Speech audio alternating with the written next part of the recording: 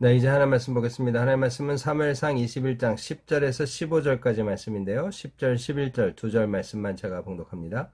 그날에 다윗이 사울을 두려워하여 일어나 도망하여 가드왕 아기스에게로 가니 아기스의 신하들이 아기스에게 말하되 이는 그 땅의 왕 다윗이 아니니까 무리가 춤추며 이 사람의 일을 노래하며 이르되 사울이 죽인 자는 천천히요 다윗은 만만이로다 하지 아니하였나이까 한지라. 아멘. 예, 우리는 지금 다윗이 도망하는 인생이 시작되는 그 지점에 서 있습니다. 그래서 더 이상 사울 왕 곁에서 천부장으로 또 사울의 사위로서 이 사울을 돕는 자리에 서 있지 못하는 거죠. 그는 사울의 칼을 피해 도망하는 인생을 살게 됩니다. 그래서 지난 금요일에 살펴본 것처럼 혈혈단신으로 당장 먹을 것도 얻지 못하는 그이기에 그는 제사장이 있는 놉 땅에 가서 아히멜렉을 만나게 되는 거죠. 근데 그 아히멜렉을 만나지만 그에게 자초지종을 다 설명할 수 없습니다. 왜 그런가요? 이 아히멜렉과 사울 곁에서 사울을 돕는 아히야 제사장이 같은 형제거든요. 그러니까 이게 쉽지 않은 일이죠. 바로 그런 상황을 아는 아히멜렉 제사장 역시 다윗이 오는 것을 두려워합니다. 그래서 다윗이 이렇게 저렇게 거짓말을 하면서 진설병을 얻고 또 골리앗의 칼을 얻게 되는 이야기. 여러분, 오늘 그런 이야기 속에서 주님이 우리에게 주는 교훈이 무엇인가요? 네, 다윗의 이 도망자의 인생이 시작되는 지점에 하나님은 그에게 골리앗의 칼을 주면서 힘을 북돋아 주는 거죠. 예상치 못했던 아히멜렉의 반응을 통해 제사장만 먹는 진설병을 먹거리로 얻게 되는 은혜도 누리는 거죠. 하나님은 이렇게 지금 다윗을 돕고 있습니다. 그런데 이 제사장이 있는 이 놉당에도 계속 있을 수 없었던 거죠. 여러분, 그래서 그가 선택한 것이 무엇입니까? 오늘 그의 이야기를 오늘 본문을 통해 살펴보며 또 주님이 주시는 교훈을 함께 나누려고 합니다. 10절이에요. 그날에 다윗이 사울을 두려워하여 일어나. 놉당에 더 이상 있을 수 없었던 거죠. 사울이 또 이것을 알 게 분명합니다. 왜 더 그런가요? 이 도액이라는 사울의 목자정이 그곳에 있는 거죠. 그러니 더 이상 여기 있을 수 없다는 걸 알게 된 그는 정치적 망명을 생각한 겁니다. 뭐라고 어떻게 움직이나요? 도망하여 가드왕 아기스에게로 가니. 더 이상 이스라엘 땅에서는 자기가 살아갈 수 없음을 깨닫고 이제 정치적 망명을 생각한 겁니다.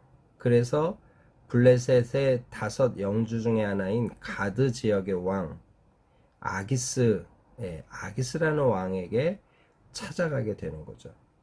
여러분, 그런데 이게 지금 다윗이 무언가 지금 생각하고 또는 고민하고 하나님께 기도하며 하나님의 뜻을 구하고 움직인 것 같지 않더라는 거죠.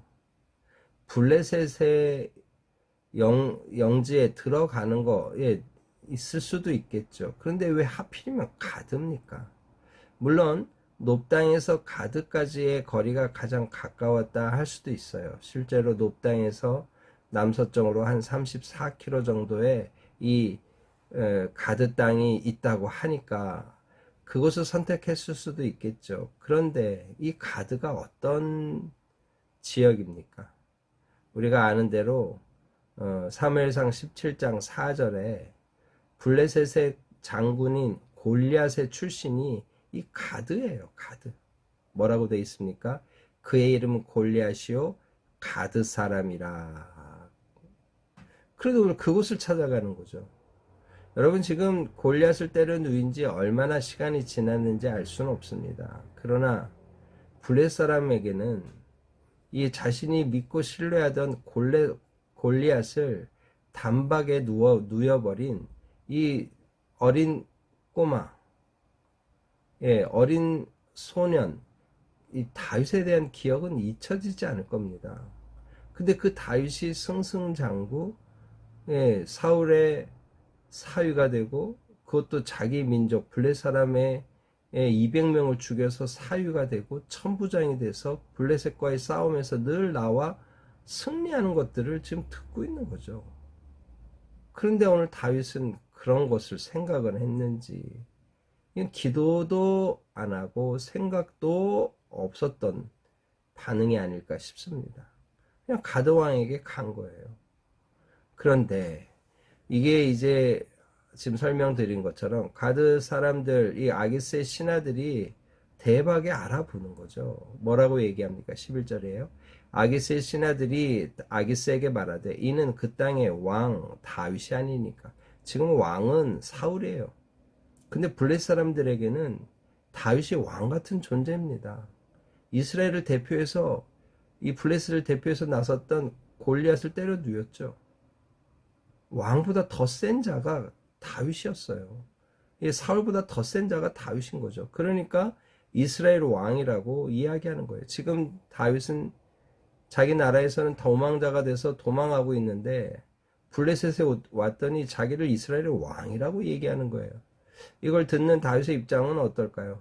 뭔가 위로도 되지만 자기의 신세가 한탄스럽다고 될 수도 있지 않을까요?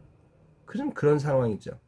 그러면서 그 땅의 왕 다윗이 아닙니까? 하면서 무리가 춤추며 이 사람을 이를 노래하여 이르되 사울이 죽인 자는 천천히요 다윗은 만만이로다 하지 아니하였나이까. 이런 얘기까지 다 알고 있는 거예요. 이런 얘기를 하는 이야기를 이제 다윗이 듣게 된 거죠. 12절에요. 다윗이 이 말을 그의 마음에 두고 가드 왕 아기스를 심히 두려워하여. 지금 아기스의 신하들이 자기에 대해서 정확하게 아기스에게 이야기했다는 사실을 듣고 나서는 그 말을 마음에 두고는 아기스가 자기를 어떻게 할까봐 지금 두려움에 빠져 있는 거예요. 지금 사울을 두려워서 아기스에게 왔더니 아기스가 지금 자기를 죽이려고 하는 거예요. 뱀을 피하려다가 호랑이 앞에 서 있는 꼴이 되는 거죠. 여러분 지금 아주 진퇴양난 사면초가의 인생이 돼 있는 겁니다. 여러분 오늘 이 일이 왜 이렇게 됐습니까? 오늘 다윗은 우리가 다윗을 전체적으로 볼 때 그는 늘 하나님께 여쭙고 하나님의 뜻을 따라 움직였던 사람으로 이해합니다. 그러나 그의 도망하는 이 초창기 때의 모습은 그러지 않은 것 같아요. 여러분 이렇게 되니 이제 어떡합니까? 여러분 그가 하나님께 간절히 구하지 않았을까요? 하나님 어떡합니까? 내가 하나님께 여쭈지 못하고 이렇게 막무가내로 이렇게 오다 보니 이런 일을 당했네요. 여러분 이런 기도가 나오지 않았을까요? 나왔을 겁니다. 그런데 이렇게 기도하면서 하나님을 기다려야 되는데 기다릴 여력이 없는 거예요. 지금 마음이 불편하고 어려운 거예요. 그래서 그는 행동을 하는 거죠. 어떤 행동을 합니까? 13절이에요. 그들 앞에서 그의 행동을 변하여. 그의 행동을 변화. 이 행동이란 말이 히브리 원어로 보면 분별력이란 뜻입니다. 어떤 생각을 하는 행동이에요. 근데 그것이 이제 없는 것처럼 그런 행동을 분별력이 없는 사람처럼 행동했다는 거예요. 행동을 변하여 미친 채 하고 대문짝에 그적거리며 침을 수염에 흘리며 미친 척 하는 거예요. 헛소리를 해대고 이상한 행동을 하는 거죠. 이상한 행동을 하는데 특별히 지금 대문 앞에서 대문짝을 그적거리는 거예요. 손가락으로 팍팍 긁고 탁탁 두드리고 소리를 내고 아마 그랬겠죠. 그런데 더 치명적인 건 뭡니까? 침을 수염에 흘렸다. 여러분 이 유대인들 특별히 중동인들에게 수염은 존귀와 위엄의 상징입니다. 근데 그 수염에 자기 침을 질질 흘리고 있는 거예요. 여러분 이건 누가 봐도 이 사람 정신이 이상하다. 정신은 이상한데 고대인들은 이 귀신 들렸다 이렇게 이제 평가하는 경우가 많았겠죠. 이 귀신 들린 자다. 얘가 무슨 사울은 천천히요 다윗은 만만이라고 하던 그런 다윗이겠느냐. 만약에 그런 다윗이라도 지금의 이 모습은 그건 아니다. 지금 이렇게 오해하도록 지금 쇼를 하고 있는 거죠.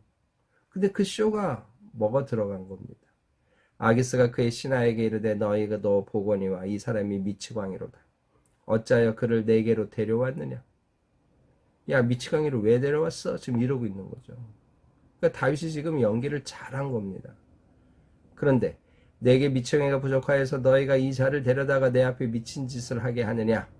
이 자가 어찌 내 집에 들어오겠느냐? 하니라. 하면서 쫓아냈다. 그런 얘기죠. 그래서 이제 22장으로 가면 다윗이 이제 이 블레셋 가드 지역에서 떠나게 되는 사건이 나옵니다. 여러분, 오늘 이야기는 우리에게 뭘 가르쳐 줍니까? 여러분, 오늘 여기서 저는 두 가지로 여러분과 세 가지인데요. 먼저 두 가지를 얘기하려고 해요. 첫 번째는 인생에서 만나는 두려움이 우리의 마음을 되게 어렵게 한다는 거예요. 사울을 두려워하는 그가 이제 아기스를 두려워하게 되죠. 그래서 진짜 온전한 믿음으로 하나님께 나가지 못하고 인간적인 방법을 쓰게 되는 거예요. 미친 척 하는 거죠. 미친 척. 여러분, 이게 좀 비참한 거 아닌가요? 여러분, 하나님을 두려워하고 하나님의 앞에서 용기를 얻고 살아야 되는데, 여러분, 이러지 못할 때 우리는 그 두려움 때문에 하나님 앞에 기도도 잘 못하고 기도의 응답을 기다릴 여력이 안 생기는 거예요. 두려움에 그냥 발목이 잡혀서 바들바들 떨면서 잘못된 행동, 판단을 하게 되는 거죠. 아브라함도 두려워서 자기 아내를 여동생이라고 했어요. 여러분, 이런 일들이 오늘 우리 가운데 있는 거죠. 이삭도 마찬가지고요. 신약시대에 예수님을 믿음으로 고백할 수 있는데도 불구하고 출교를 당할까 두려워서 아무 말도 못하는 거예요.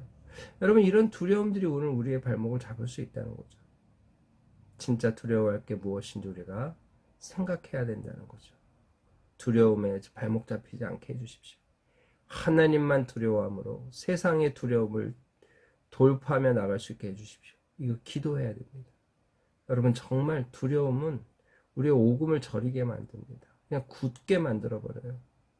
하나님만 두려워함으로, 하나님만 의지함으로 강하고 담대한 용사로 서는 우리가 되기를 소망합니다. 두 번째, 오늘 이 사건의 교훈은 뭔가요? 하나님께 여쭙지 않는 다윗이에요.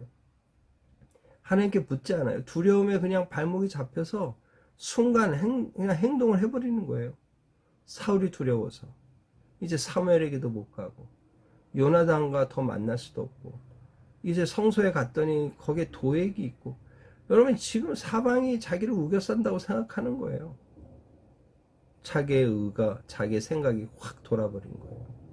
야, 그러면 이스라엘과 적대적인 관계가 있는 블레셋의 망명으로 가자, 이렇게 되는 거예요. 그런데 그게 호랑이 굴로 들어가는 거는 왜 몰랐을까요? 이게 하나님께 여쭈지 않은 거죠. 하나님께 묻지 않는 거죠. 여러분, 오늘 우리가 이렇게, 저도 설교하지만 또 이런 말씀을 듣고 여러분이 계시지만 우리가 정말 생각이 너무 빠르잖아요. 선 보고 후 조치하는 게 참된 그리스도인의 삶인데 선 조치 후 보고 하고 우리가 살고 있죠. 여러분, 오늘 우리가 그러지 않기를 소망합니다. 오늘 아마 이 사건 때문에 다윗은 이제 하나님께 여쭙는 인생으로 그의 삶을 바꾼 것 같습니다. 그래서 평생 전쟁에 나가면 이 전쟁을 나가야 됩니까? 말아야 됩니까? 다 묻고 나가죠. 여러분, 오늘 이런 모습이 오늘 우리에게도 있기를 소망합니다. 하나님께 여쭙는 삶, 하나님께 먼저 보고하고 나가는 삶, 이런 삶을 선택하는 우리가 되기를 소망합니다. 오늘 바로 이제 세 번째가 오늘 시편 34편의 말씀과 오늘 이 사건이 연결되고 있는 거예요. 시편 34편에 다윗은 뭐라고 얘기합니까? 내가 여호와를 항상 송축하며 내 입술로 항상 주를 찬양하리이다. 내가 여호와께 간구하며 내게 응답하시고 내 모든 두려움에서 나를 건지셨도다. 여러분, 이게 지금 34편의 부제가 아기스 왕으로부터 도망하면서 미친 채 하다가 도망하면서 쓴 글이다라고 시편 34편을 설명해 주고 있거든요.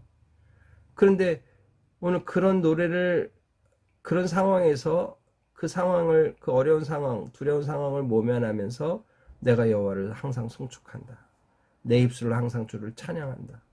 내가 여호와께 간구하며 응답하셨고 내 모든 두려움에서 나를 건지셨다. 나중에 7절에 가니까 여호와의 천사가 주를 경외하는 자를 둘러 진치고 그를 건지신다. 8절에 너희는 여호와의 선하심을 맛보아 알지어다. 그에게 피하는 자는 복이 있도다. 뭔가 이게 지금 시편 34편하고 오늘 이 사무엘상 21장의 이 사건하고는 좀 안 어울리는 것 같아요. 인간적인 쇼를 해서 나와 놓고는 하나님이 건지셨다고 말하는 게 뭔가 말이 안 되죠. 이러면서 하나님의 선하심을 맛보아하려고, 이러면서 여호와의 사자가 당신의 백성들을 둘러 진친다고? 여러분, 오늘 의문을 던지게 되는 거죠. 그러나 이게 어떤 면으로 이게 연결이 되는 걸까요? 저는 이렇게 생각합니다. 인간적인 방법을 썼어요. 미친 척 해요. 근데 그 미친 척 하면서 사도 이 다윗의 심정은 복잡했을 겁니다. 여러분, 그게 포인트죠. 하나님, 내가 하나님께 여쭈지 못한 채 이런 짓까지 하고 있네요. 하나님, 부끄럽습니다. 하나님, 저를 용서해 주십시오. 하나님, 내가 하나님께 여쭙고 하나님의 뜻을 구하지 않은 채 그냥 두렵다는 이유로 여기까지 와서 지금 이렇게 미친 척을 하고 있네요. 하나님, 저를 구해 주시면 안 될까요? 제가 이렇게 쇼를 하지만 아기스가 나의 이 쇼를 보고 진짜 미치광이로 나를 인정하게 해주세요. 이 마지막 절규를 하고 있는 거죠. 그 마지막 절규까지 주님이 들으셨다는 겁니다. 여러분, 이게 포인트죠. 여러분, 하나님은 오늘 우리 앞에 늘 선하신 분으로 계십니다. 우리가 잘못 선택해서 인간적인 방법으로 어떤 상황을 모면하고 하려고 하는 그 순간에도 우리가 하나님께 나갈 수 있는 거죠. 하나님, 내가 인간적인 방법으로 이렇게 하고 있는 것이 하나님을 믿는 자로서는 어울리지 않습니다. 그러나 하나님 의지합니다. 하나님 갈망합니다. 간구합니다. 하나님께 나아갈 때 하나님이 일하신다는 거죠. 그래서 시편 34편에 놀라운 구원의 선포를 하는 고백을 하게 되었다. 이렇게 생각할 수 있을 것 같습니다. 여러분, 오늘 다윗의 이 사건을 통해 더 하나님께 가까이 가게 하옵소서. 두려움을 뚫고 주님께 더 나가게 하옵소서. 그래서 우리의 인간적인 방법을 쓸 때 그때에도 주님이 우리 편에 계신다는 것을 믿고 더 주님께 나가게 하시옵소서. 이런 기도 제목으로 주님께 나가서 오늘 하루 또 한 주간 믿음으로 승리하는 우리 모두가 되기를 주님의 이름으로 축복합니다. 다 같이 기도하겠습니다.